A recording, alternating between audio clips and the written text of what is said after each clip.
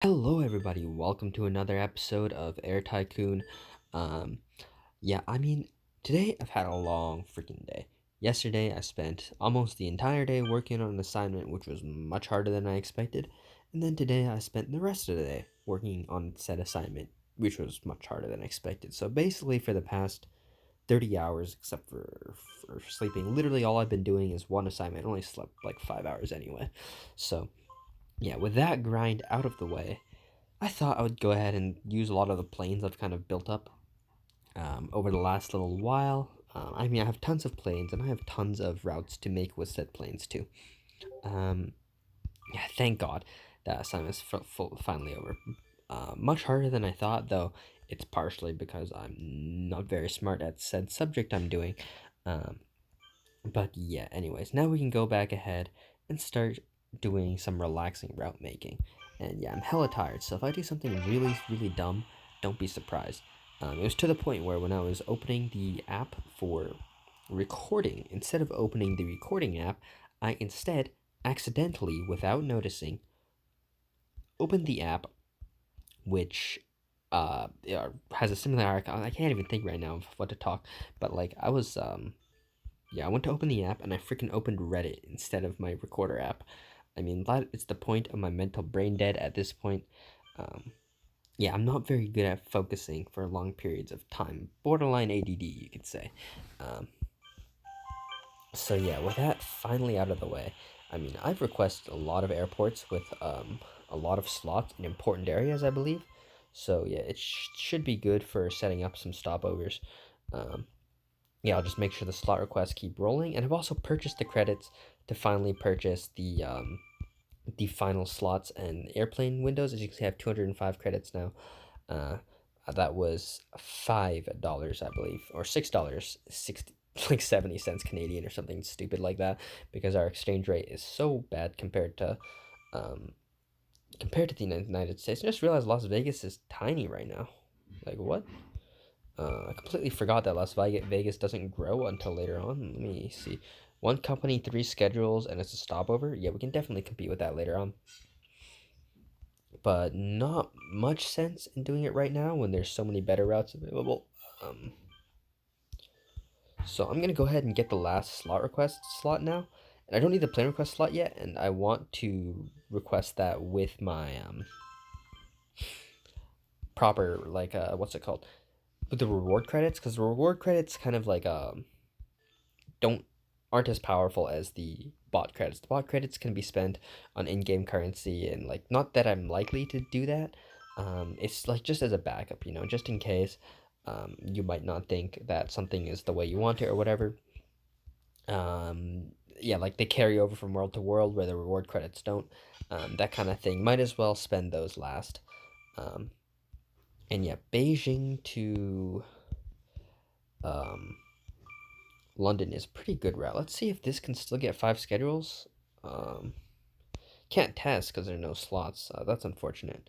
But like that is just long enough, but it's so short that you're not getting much benefit from only having 5 schedules per week. So I prefer to do something like that. And yeah, the Canary Islands side of the route will be kind of empty in the premium classes once we start getting premium classes. But that shouldn't be too much of a big deal yet. That will start to matter more and more later on. Let's see, what other routes do we have? Well, we have San Francisco, so you can go ahead and make San Francisco to something. Hopefully there's not too much competition. Yeah, just one there, 3 schedules, 27% satisfaction. Yeah, that guy's not gonna last very long without investing in satisfaction. Um, yeah, satisfaction in this game is just too important towards load factors, so that yeah, he's gonna have no chance. Low cost airline, that kind of thing, is just completely not something that's meant to be simulated in this game. Hence why it's not simulated and it cannot really realistically be done. So you can't do a no service, low cost airline. You lose too many passengers for no reason without gaining anything back. And just the default costs, kind of, and what I mean by default costs is like the base cost of flying an airplane is too high, because there's no realistic ways to cut costs, like hiring employees in the beginning of their careers or flying to cheap airports which have almost no like landing fees and such like that, slot fees and landing fees are really huge at larger airports. Like at my home airport, I believe it's $25 per passenger per plane.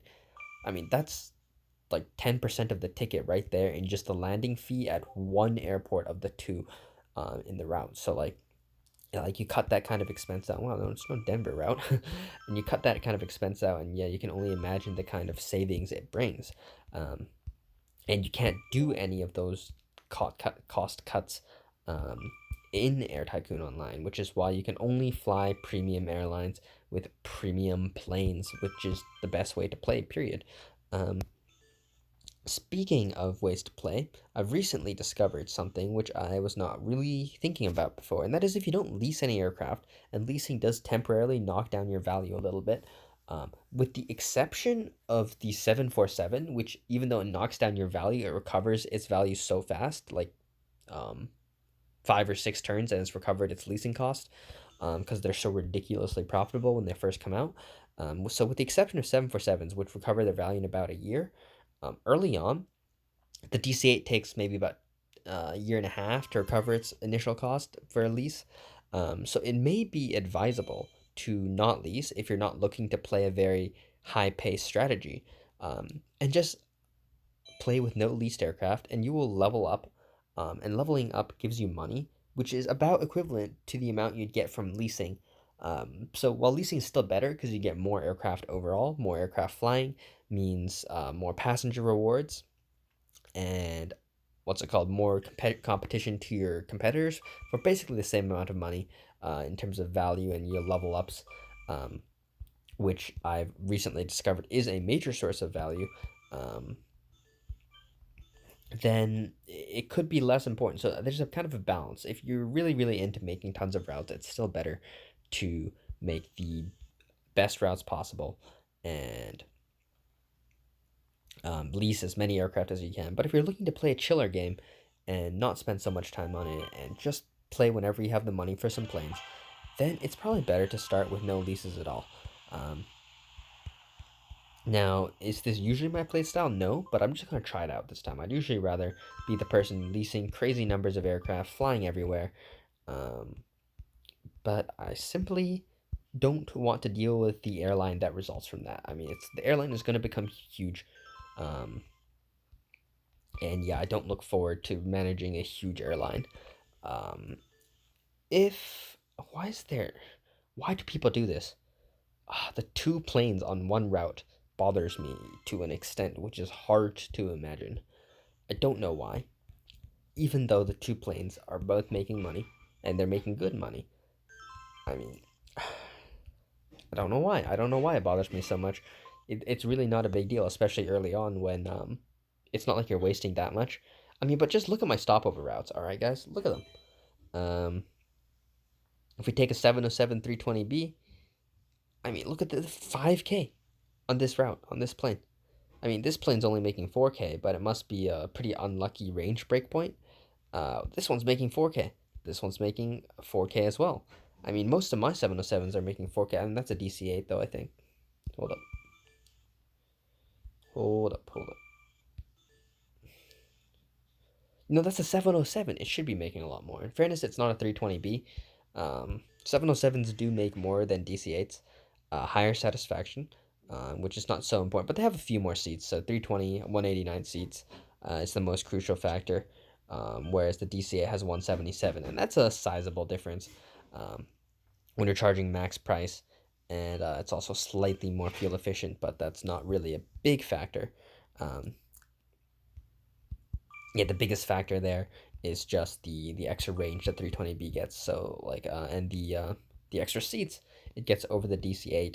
Um, so yeah, that's like, oh, that's why the guys running no stops kind of bothers me. It's just no stops, two aircraft, both suboptimal. That bothers me. Um, yes. Okay, I'm kind of stuck here. I'm looking for a good stopover point to Denver. I think that's a good one. I also need more stopover points around this area, which would be kind of the stopovers from Asia. I think Algiers is a decently sized city. In real life, Algiers to Paris has enormous demand. It's just like culturally connected places. Um, but unfortunately, this game does not go so far as to simulate culturally connected areas, um, like the U.S. and the U.K., for example, with all English speaking, or even India and the U.K. also still surprisingly culturally connected. Um, and yeah, it's kind of sad that this game doesn't have any of that, but it's not a big deal because that's still a really specific thing. Um, Anyways, as we make more routes here, as you guys can see, we're gonna run out of stopovers on this side of London long before we run out of stopovers on the other side, but that's just how it is. I really like these really like lopsided stopovers. They're becoming more and more frequently used for me. You try and make the route on the long side of the stop a better route, and it massively increases your profitability. Um, I think it's always a great idea to serve slightly bigger routes, and then of course these are going to be upgraded to 747s. The even bigger routes will be upgraded to A380s, which I can't wait for. I rarely ever play to the A380 era, but boy do I love flying them in this game. Yeah, this game generates really unrealistic amounts of demand, so that ooh, that's a new airport. I don't think that was there before when I played. Um, yeah, I'm Chinese and I still can't pronounce that, but I'm not even gonna try. Um, yeah, anyways, what was I doing? I was making some more, like, just anywhere where I can find airports, I request slots. I think anyone who, like, I see a lot of people who suggest to me that I should, like, when I use my slots and say there's 15 left, just go return those 15 because it's wasting money. But I feel like those players either are extremely good at micromanaging things, or they've never managed a really, really large airline before. Because um, for a large airline, when you have to manage hundreds and hundreds and hundreds of airports with hundreds and hundreds of slots, you are going to go crazy trying to make sure every single one has exactly the correct amount of slots. And then when you need to make a new route, you don't have any slots available, which is the real big kicker. Um, I would prefer to waste money everywhere on slots and then have them available when I need them to make the routes quickly. Because as you can see, I've been rambling on forever and ever, and I've made like 6 stopover routes. I'll get faster as this goes on, guys, because I'll have slots in more and more airports, so I won't have to kind of like examine all the airports, which I think I need slots in. I'll just have slots in all of them eventually, and then basically what I'll do is once I have slots in basically every airport in the whole world, um, I go through in my airport tab, and whenever every time I remember to log in, I'll hit up the ones with I think it's one of these buttons. I can't remember. I haven't done this in a long time. Yeah, I'll go with the ones with no slots left. I can't remember how you do it. It's one of these buttons. I have no airports with no slots left right now, so obviously it's hard to tell. But yeah, I can go through my routes like that, see which ones have no slots left, and just request slots in those airports. And that's the most time efficient way to request slots later on in the game once you have slots in every airport. Um, of course, every now and then you'll see a new airport which has just opened and there's slots um, which previously weren't available since, of course, the airport wasn't made yet. And that's a kind of different scenario. But yeah, for in general, you can just go ahead and go through old airports like that to make sure you got all the slots you need. Now, I didn't realize that I would need so many unique airports to make these routes. Otherwise, I would have requested more slots off camera. This is taking longer than I thought. Um, Another thing is, like, the closer a range, the range is to just 10,000 kilometers, the less value I'm getting out of the stopover. So I would kind of prefer if I could find slightly longer routes, but it's okay that I can't. Yeah, a little bit unfortunate, as I said, but it's not the end of the world. And we're kind of running out of airports around this area, eh? Ooh, nice. We got a new coin unlock, and we got 50 more for the next thing, and we can go ahead and spend that on our slots. And we'll have a good amount of credits left for maintenance depots. Don't buy fuel tanks, guys. I've messed around with fuel tanks before, and you just can't remember to fill them. Um, like you try to remember to fill them, and then you just don't.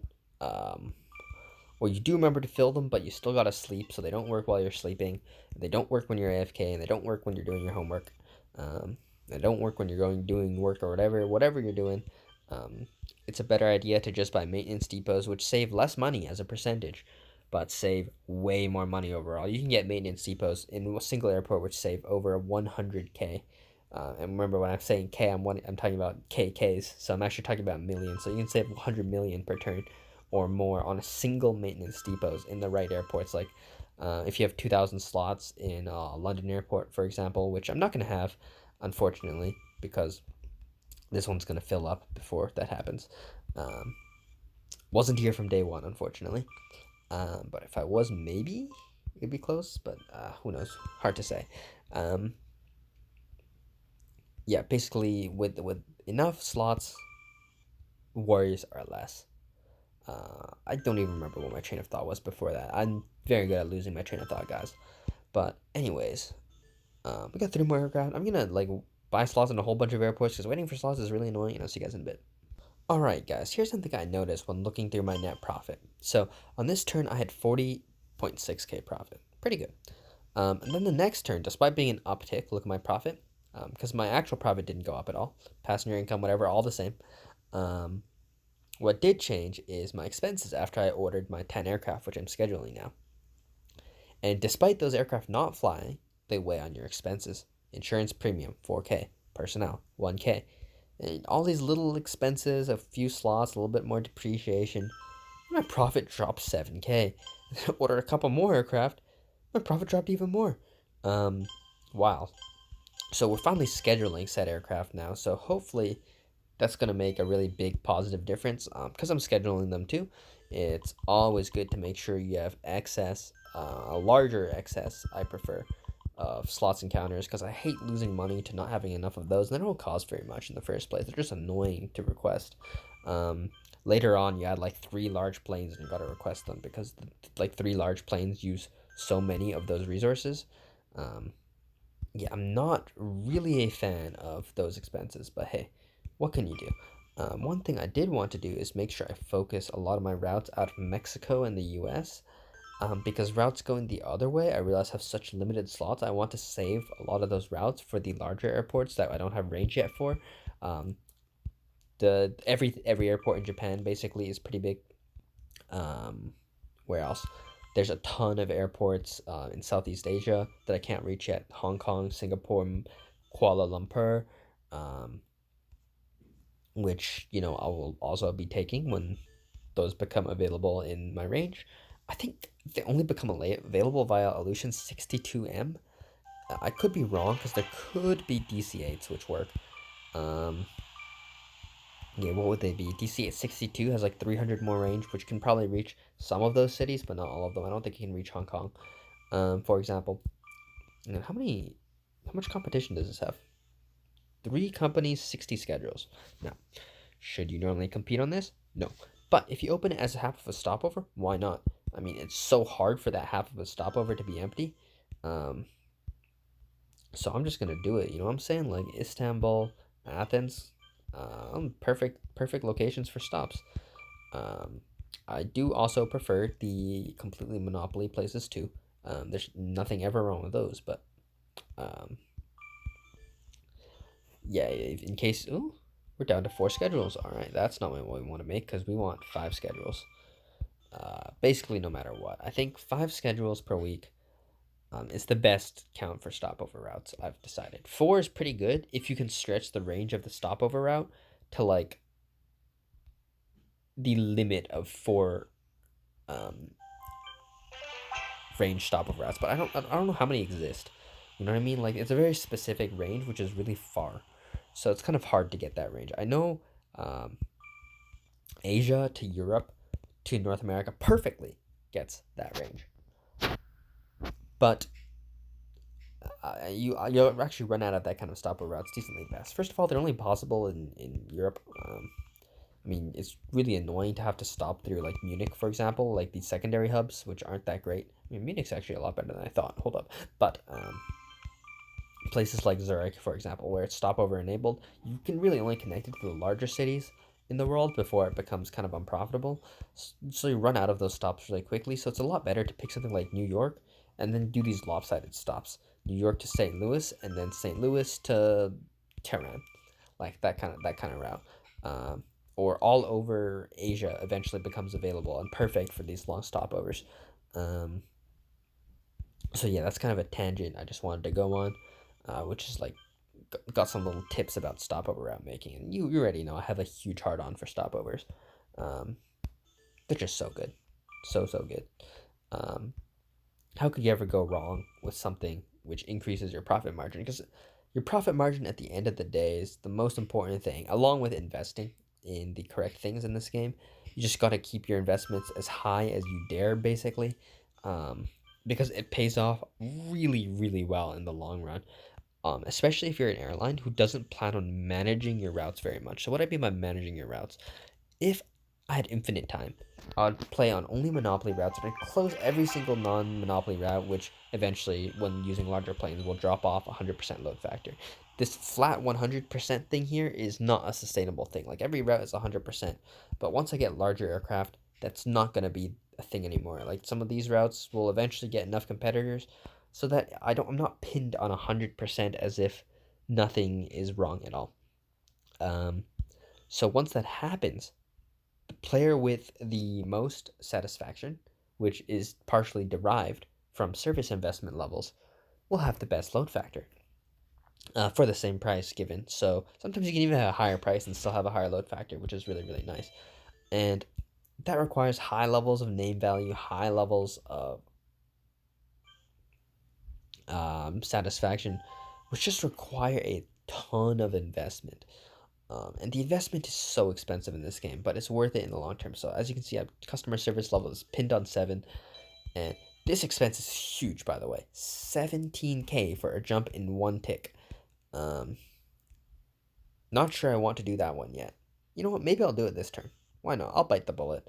Um, yeah, these investment expenses are going to get really, really large. But hopefully my profit can still slowly eke its way up there. I mean, what's the margin now? I mean, the margin looks pretty sad, but at the end of the day, with such hefty investments, I'm really investing in the future. I usually start in 1968 anyway, so anything above 2 million value, which is what you get for starting in 1967, is basically a win. And as you can see, we're only halfway there, and we're already over that amount of value. So it's going to be smooth sailing from here on out, you could say. Especially once I get those 747s. Boy, am I going to have a lot of them. Anyways, hopefully you guys enjoyed. I'll see you guys next time. Peace.